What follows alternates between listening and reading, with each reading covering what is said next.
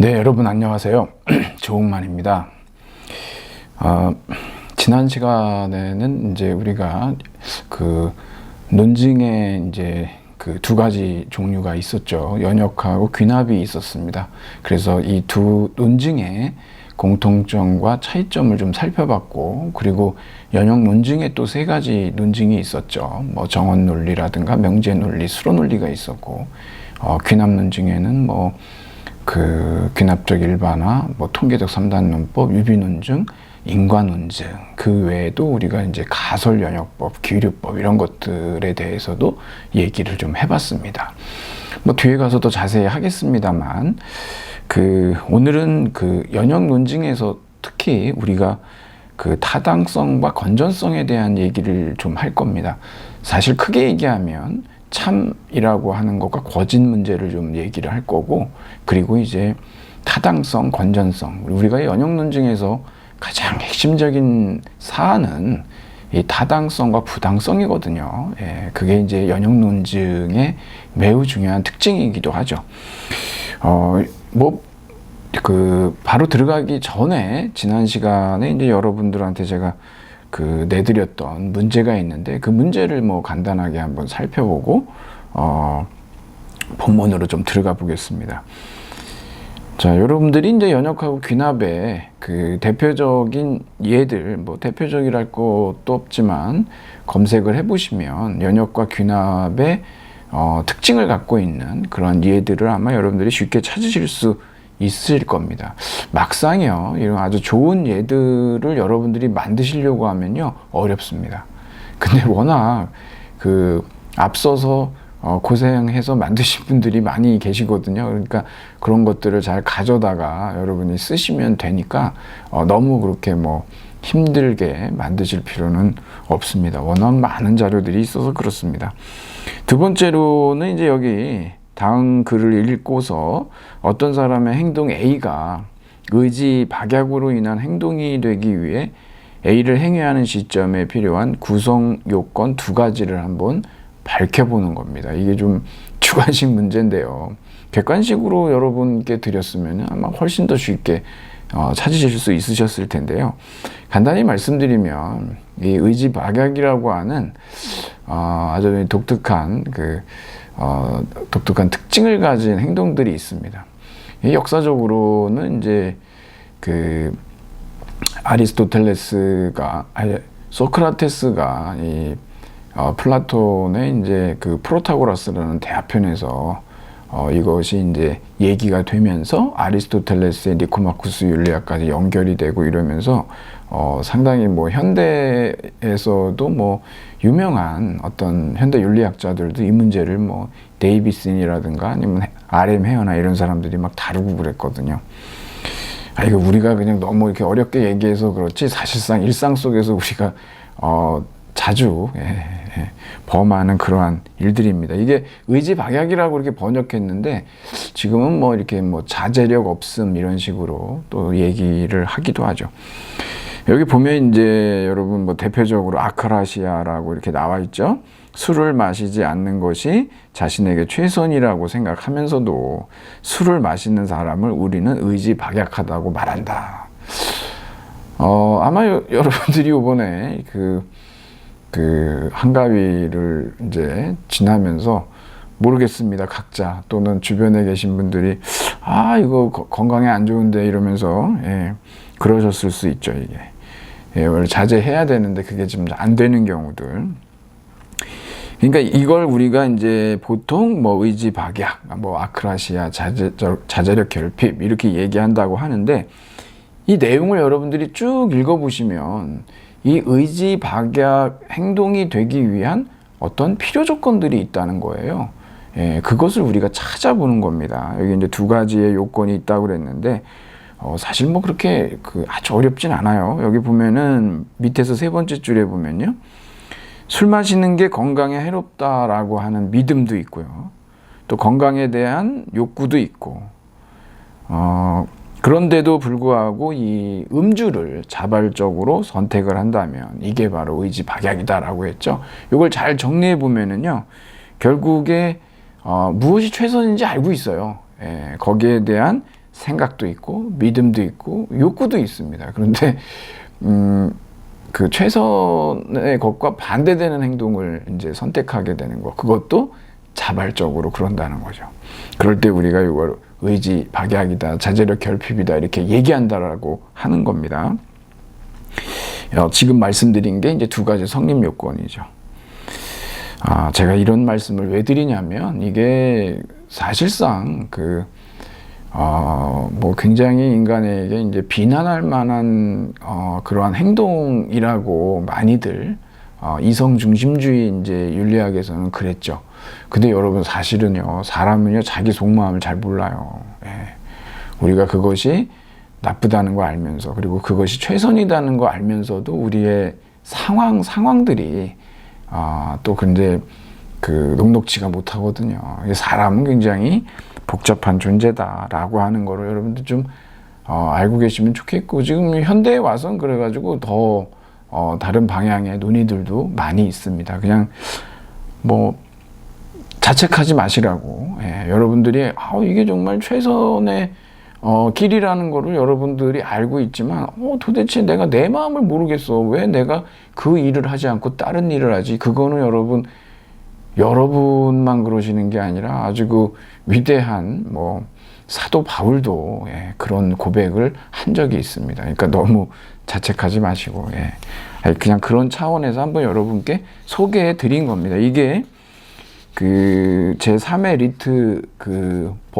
리트 시험에 기출문제로 이제 나왔던 건데요. 그래서 이제 의지박약의 의미와 성립 조건이라고 해가지고 뭐 보기도 나와 있고 그래가지고 여러분들이 쉽게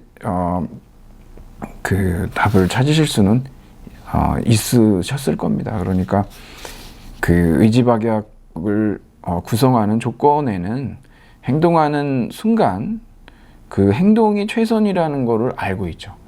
생각도 하고 알고도 있고 믿기도 하고 욕구도 합니다. 그리고 그런데도 불구하고 최선의 행동이 아닌 다른 행동을 자발적으로 한다라고 하는 거죠. 뭐 인간이 이성적이기만 한 존재가 아니기 때문에 그렇다는 거예요. 네, 여러분들이 한번 이 부분에 대해서는 한번 리트 문제를 한번 찾아서 살펴보셔도 될 것 같습니다. 이 정도로 말씀드리도록 하고, 오늘 이제 우리가 살펴보려고 하는 34쪽으로 한번 가보죠. 제가 말씀드린 대로 오늘은 참 거짓 문제하고 그 다음에 타당성, 건전성 얘기를 좀 해드리려고 하는데, 우선 참 거짓 얘기를 왜 하냐면, 여러분 우리가 참인 논증, 거짓인 논증이란 말은 없어요. 왜 그러냐면 참이나 거짓이라고 하는 것은 논증의 특징이 아닙니다. 이거는 진술의 특징이거든요. 명제의 특징이죠. 우리가 명제라고 하는 것은 참이나 거짓이라고 하는 그런 진리치를 판단할 수 있는 진술, 문장을 말해요. 그래서 우리가 참인 명제, 거짓인 명제 이런 식으로 얘기할 수는 있지만 참인 논증, 거짓인 논증이라고 하는 거는 안 된다는 겁니다. 우리가 논증의 특성으로 얘기할 때는 특히 우리가 이제 연역 논증과 관련해서 말씀을 좀 드리자면 타당한 논증 이렇게 얘기해요. 그리고 부당한 논증 이렇게 얘기하는데, 사실 이 부당한 논증이 사실상 귀납 논증입니다. 물론 이제 귀납 논증 중에서도 좋은 논증이 있고 나쁜 논증이 있다고 그랬죠. 그렇게 우리가 얘기할 수가 있기 때문에 여러분들이 참 거짓하고 타당 부당이라고 하는 것이 명제의 특징이냐 아니면 논증의 특징이냐, 그 수식어구로 쓸 수 있는 거냐라고 하는 문제를 여러분들이 좀 한번 정리해 주셨으면 좋겠습니다. 그러면 우리가 이 타당성과 건전성을 우리가 구분하기 위해서 여기 예1과 예2가 있습니다. 여러분들이 이런 예들은 제가 말씀드렸듯이 이렇게 책에, 교재에 쓰일 정도의 예들은요 아주 엄선한 것들이에요. 여러분들이 직접 만드시려고 그러면 어렵다고 제가 말씀드렸죠. 이거 만만치 않습니다. 사실상. 그러니까 여기 나와 있는 예들은 아주 많이 검증된 것들이니까 여러분들이 믿고 이것을 아주 모범적인 예로서 여러분들이 사용하고 분석해 보시면 많이 배울 수가 있으시는 거죠. 자, 우리가 이제 연역 논증의 타당성, 건전성, 요거는 제가 처음부터도 말씀을 드렸었지만 논리적 사고와 비판적 사고의 어떤 구분에서도 굉장히 중요한 거라 그랬죠. 전제와 결론의 도출관계와 지지관계를 따졌을 때 나오는 그러한 어떤 논증의 특성들을 우리가 타당성, 부당성이라고 했습니다. 이게 논리적 사고입니다. 이게. 근데 전제들이 실제로도 참이냐 아니냐라고 하는 거 따지는 거 있죠. 이게 비판적 사고라고 그랬는데 이게 바로 건전성 아니면 건전하냐 건전하지 않냐 이걸 따지는 그러한 영역입니다. 그래서 여러분께 제가 논리적 사고는 비판적 사고이기 위한 필요 조건이다 그랬습니다. 그러니까 타당성은 건전성의 필요 조건이다라는 말씀을 드린 거예요. 그래서 제가 이제 처음부터 그런 얘기를 쭉 가지고 왔는데 여러분들이 이제 쉽게 저절로 아시게 된다고 말씀드렸던 이유가 바로 거기에 있는 것이죠. 예 1과 2를 한번 볼게요. 여러분들이 예 1하고 예 2를 보시면 예 1에 모든 사람은 동물이다. 모든 남자는 사람이다. 따라서 모든 남자는 동물이다 라고 했는데 이게 3단으로 되어 있죠. 그리고 저희가 본격적으로 다루진 않지만 말씀은 제가 드렸었는데 연역 논증 중에 하나의 논리였던 정언 논리라는 게 있었죠. 아리스토텔레스의 정언 3단 논법 제가 말씀드렸지 않습니까? 거기에 보면 기본 형태는 S는 P다 라고 하는 정언 명제예요. 주어 개념하고 수어 개념이 있는데 그 앞에 모든이냐 어떤이냐라고 하는 양화사가 붙어요. 그리고 수어 개념 뒤에 이다 아니다라고 하는 계사라고 하는데 코플라가 붙습니다. 그래서 이걸 우리가 정언 명제라고 하는데 종류는 4가지가 있다라고 했죠. A 명제, E 명제, I 명제, O 명제 말씀을 드렸어요. 여기서 지금 A 명제입니다. 모든 사람은 동물이다 라고 했죠. 모든이 있고 이다가 있죠. 그래서 이거는 전칭 긍정 명제라고 얘기를 합니다. 그래서 A 명제라고 해요. 이거를 특히 아리스토텔레스의 정언 3단 논증에서요. 그래서 이제 대전제, 그 다음에 소전제, 결론 이런 식으로 3단으로 나옵니다. 여러분 이게 그 첫 번째 줄에 소전제가 나올 수도 있는데 그럴 때는 반드시 순서를 바꿔줘야 됩니다. 그래야 여기에서 식격이 제대로 나오지 이것을 뭐 소전제를 그 첫 번째 줄에다 놓게 되면은 식격을 잘못 찾게 되는 문제가 생겨서 그러거든요. 우리가 배우진 않지만 그 정도. 자, 그러면 여기에서 보면은 모든 사람은 동물이다. 모든 남자는 사람이다. 그러니까 뭡니까? 모든 남자는 동물이다 라고 하는 것이 전제들이 참이라면 결론은 반드시 결정적으로 필연적으로 참이 되죠. 이거는. 예, 이건 타당한 연역 논증인 걸 우리가 알 수가 있어요. 예 2로 가보면은요. 모든 사람은 식물이다. 모든 여자는 사람이다. 따라서 모든 여자는 식물이다. 여러분들이 이걸 보시면 여기에서 지금 타당성과 건전성을 좀 따지려고 하는데 전제들이 참이라면 가정하는 겁니다, 여러분. 그렇다라고 한다면 결론은 반드시 참이냐? 그렇습니까? 안 그렇습니까? 그럴 때 우리가 이걸 타당하다라고 얘기하죠. 제가 그 장미란 선수 얘기할 때도 말씀을 드렸습니다. 우리가 알고 있는 이것을 벗어나는 다른 상식들은 여기에 개입시킬 필요가 없습니다. 타당성, 부당성 얘기할 때는요. 건전성일 때만 우리가 일반 상식이라든가 우리가 갖고 있는 어떤 학문적인 검증 사례들을 가지고 여기에 대입해 볼 수는 있지만 타당성, 부당성을 얘기할 때는 전혀 고려할 필요가 없고 전제들을 참이라고 했을 때 결론이 전제로부터 반드시 따라 나오냐라고 하는 거예요.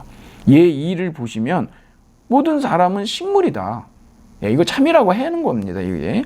그리고 모든 여자는 사람이다. 참이라고 하는 거예요. 전제들을. 그랬을 때 모든 여자는 식물이다가 따라 나옵니까? 안 따라 나옵니까? 반드시 따라 나오죠. 그렇죠? 이게 타당성, 부당성. 그러니까 예 2는 타당합니다. 건전하냐를 물어보는 거예요. 근데 예 1에 가보시면 건전하다라고 하는 것은 우리의 상식에 맞냐라는 정도로 한번 보자고요. 여기서 모든 사람은 동물이죠. 그리고 모든 남자는 사람이죠. 그러니까 모든 남자는 동물이다라고 했을 때 전제들이 실제로도 참이에요. 그러니까 결론은 참이죠. 그래서 이것은 타당하면서 건전한 논증입니다. 그런데 여러분 예 2가 지금 중요한데 모든 사람은 식물이다. 예, 지금 타당성을 얘기하는 게 아니라 건전성의 차원입니다. 실제로 그러냐는 거예요. 실제로도 참이냐? 사람이 어떻게 식물인가요? 이건 말이 안 되죠. 그렇죠? 그리고 모든 여자는 사람이다. 참입니다.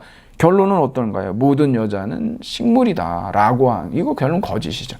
그러니까 대전제가 거짓이고 소전제가 참이고 결론이 거짓입니다. 그러니까 전제들이 실제로도 참이냐? 대전제가 거짓이잖아요. 그러니까 이 논증은 타당하지만 건전하지 않은 논증, 불건전한 논증 뭐 이런 식으로 얘기를 한다라고 하는 거죠.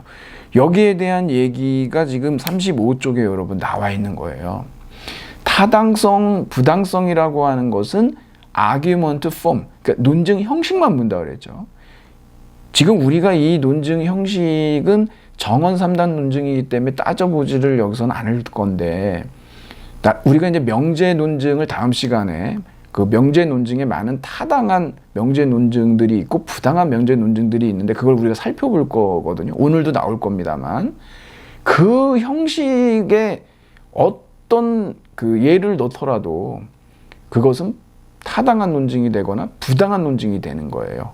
논증이 타당한 형식이냐 부당한 형식이냐에 따라서 그 얘기를 드리는 겁니다. 이게 35쪽에 가보면 두 번째 줄에 두 논증이 같은 형식을 갖고 있지만, 이게 이제 우리가 AA식 일격이라고 해서 다 똑같습니다, 이게. 근데, 설득력에 있어서는 예1의 논증은 설득력이 있지만 예2는 설득력이 없게 보일 것이다. 그랬거든요. 여러분들이 여기서 설득력이란 말이 갑자기 나오지만, 제가 여러분께 나눠드린 이제 자료들을 살펴보시면은요, 연역 논증인 경우에는 전제와 결론의 지지관계에 따라서 타당, 부당이 나오고요. 그 다음에 전제들이 실제로로 참이냐의 여부에 따라서 건전하냐, 건전하지 않냐가 나와요. 근데 귀납은 어떻습니까? 귀납 논증 같은 경우는요, 연역 논증에서 전제와 결론의 지지관계, 요 부분이 타당성, 부당성으로 얘기를 못하고 귀납적 합당성이라고 얘기하는 말을 해요. 내지는 강도를 얘기합니다. 스트렝스를. 귀납 논증은 강하거나 약하잖아요. 모 아니면 도가 아니라 그랬죠, 제가. 그건 연역이라 그랬죠. 그러면은 전제들이 실제로도 참이냐 아니냐 따지는 문제를 연역 논증은 건전성 얘기를 하지만 귀납에서는 뭐라 그러냐면 설득력이라고 얘기를 하는 거예요. 여기서 지금 설득력이라는 말이 나오고 있는 것은 뭐냐면 바로 이 건전성과 설득력이라고 전제들이 실제로도 참이냐라고 하는 영역에 있어서 이것을 좀 이해하기 쉽게끔 여러분에게 말을 바꿔서 써준 겁니다. 자, 그러면 두 번째 단락으로 가보면 이 두 논증은 형식은 같아요. 논증 형식은 같죠, 여러분. 요 영역이 논리적 사고의 영역이에요. 그런데 이건 타당성과 밀접히 관련이 있고, 그래서 전제가 참이라는 가정하에 전제가 결론의 참을 반드시 결정적으로 보장할 때 그걸 타당하다고 한다는 거죠. 그렇지 못한 경우 인밸리드하다, 부당하다라고 얘기하는 겁니다. 그래서 연역적으로 부당한 논증은 그럼 다 필요가 없냐? 아니라 그랬죠, 여러분. 연역적으로 부당한 논증이 귀납 논증이에요. 귀납 논증에는 또 강한 논증이 있고 약한 논증이 있고 좋은 논증이 있고 나쁜 논증이 있잖아요. 정도 차이가, 디그리가 있다고 얘기했습니다.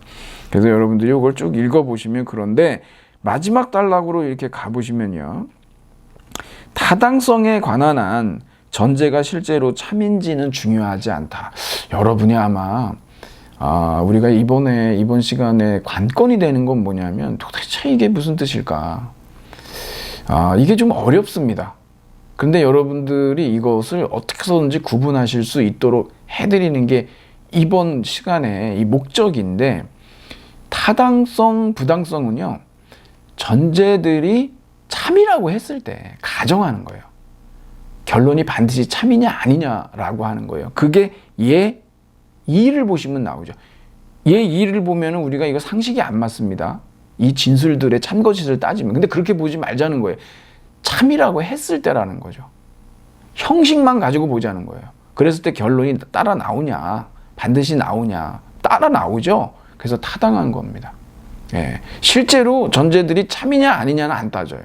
참이라고 가정했을 때라고 반드시 결론이 따라 나오냐를 보는 거예요.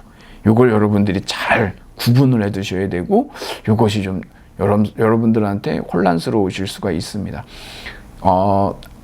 우리가요, 어떤 뭐 사회학이든 뭐 정신분석이든 뭐 미디어 아니면 언론, 무슨 공부를 할 때 어려운 이유는 어디에 있냐면 그 분야에서 쓰는 어휘들이 좀 독특해요. 예. 특히 이런 철학, 이 논리학과 관련해서는 여러분들이 우리가 일반적으로 사회에서 그냥 사람들하고 얘기하면서 쓰는, 우리가 뭐 타당, 부당 이런 얘기 잘 안 쓰잖아요. 예. 이거 굉장히 학술적 용어거든요. 근데 특히 논리학에서 타당, 부당을 쓸 때 어떤 의미로 쓰는지는 아주 독특한 거예요, 이게. 그러니까 여러분들이 이 논리학 수업을 잘 하시려고 한다면 이 논리학 수업 관련 전문 용어들이, 이 터미널로지들이거든요. 이 전문 용어들이 어떤 식으로 쓰이고 있는지 그 개념, 그 어휘들의 정확한 의미를 알고 계셔야 돼요. 언어 배우는 거예요, 언어. 그렇죠? 어휘. 예, 그렇게 되는 겁니다. 자, 그래서 마지막 제줄에 보면 실제로 전제와 결론이 참인지 아닌지는 타당성의 평가 기준이 아니죠. 이건 어느 영역입니까? 건전성이죠. 그래서 타당성은 만약 전제가 참이라면 결론이 반드시 참이라는 조건문 형태로 정의가 된다. 이거 우리가 다음에 배우겠지만 논리학에서는요, 이런 거 뭐 이 조건문에 만일 뭐뭐라면 뭐뭐하다 이러잖아요. 그 만일 뭐뭐라면 하는 그 부분 우리가 전건이라고 하고, 예, 조건문의 앞부분이죠. 예.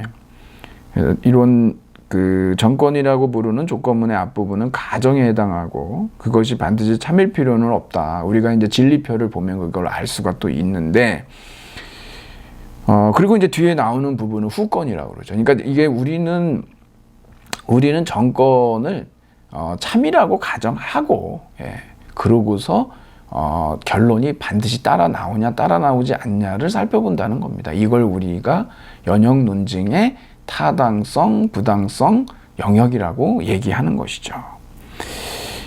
그 다음 단락으로 가보시면 그 덧붙여서 그러죠. 근데 타당한 논증의 전제가, 일단 여러분 타당, 부당이 결정이 되는데 타당한 논증이어야 전제가 실제로 참이냐 거짓이냐를 따지는 거예요, 여러분.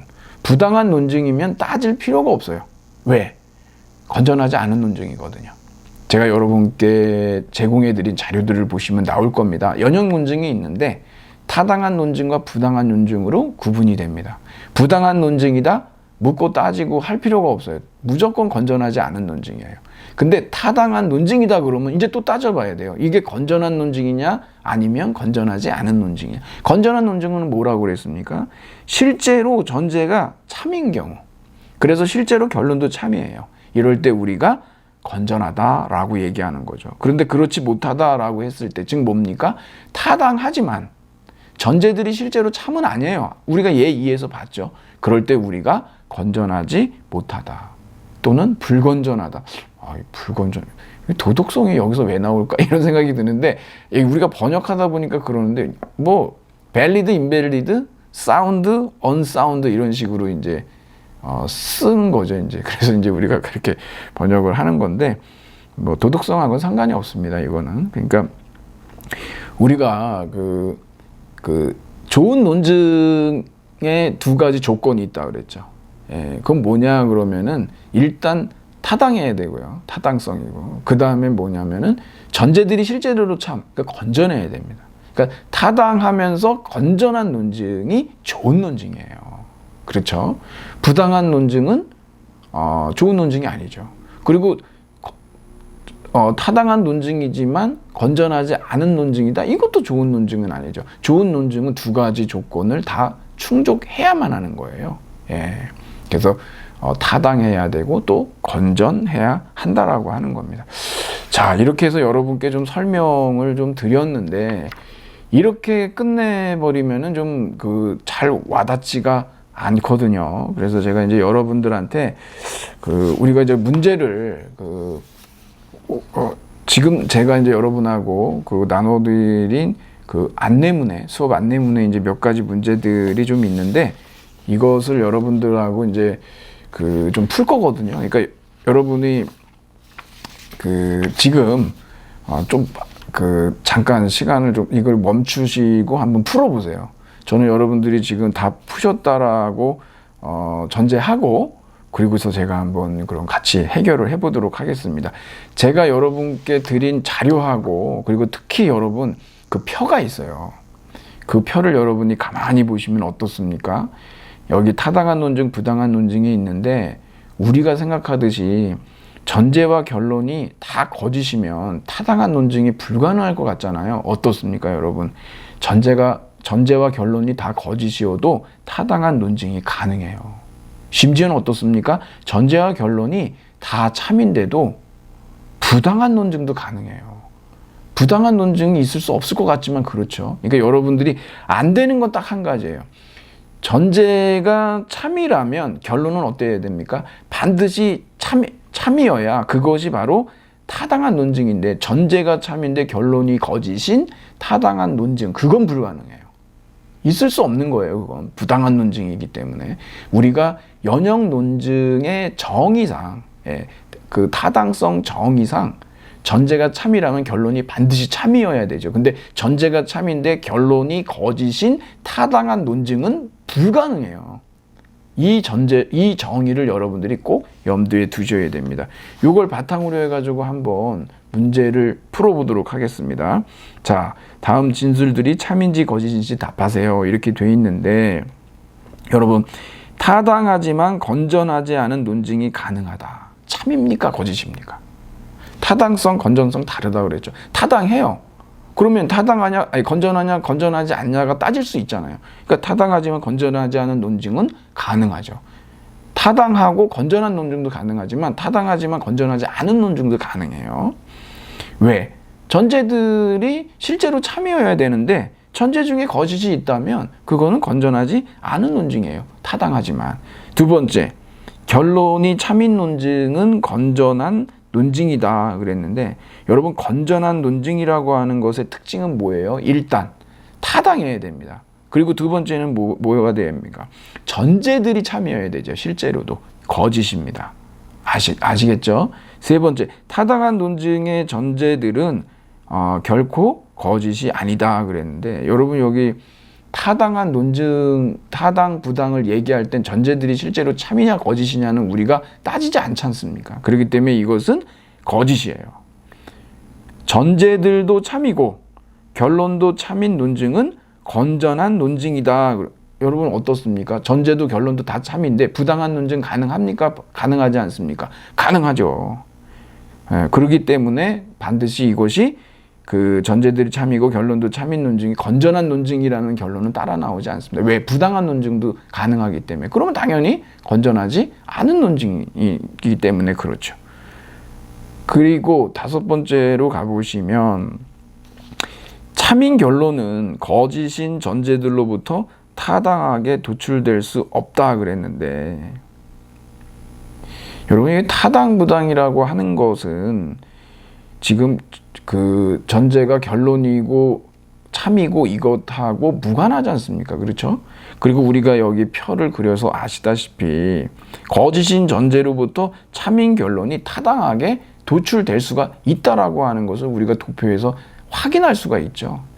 그렇기 때문에 전제와 결론이 거짓인, 전제도 거짓이고 결론도 거짓인 타당한 논증, 부당한 논증이 다 가능하고 그 다음에 전제도 결론도 참인 타당한 논증, 부당한 논증이 다 가능하다고 그랬습니다. 그래서 여기 5번에 나와 있는 이 문제도 결국은 참인 결론은 거짓인 전제로부터 타당하게 도출될 수가 있다, 이렇게 되는 거죠.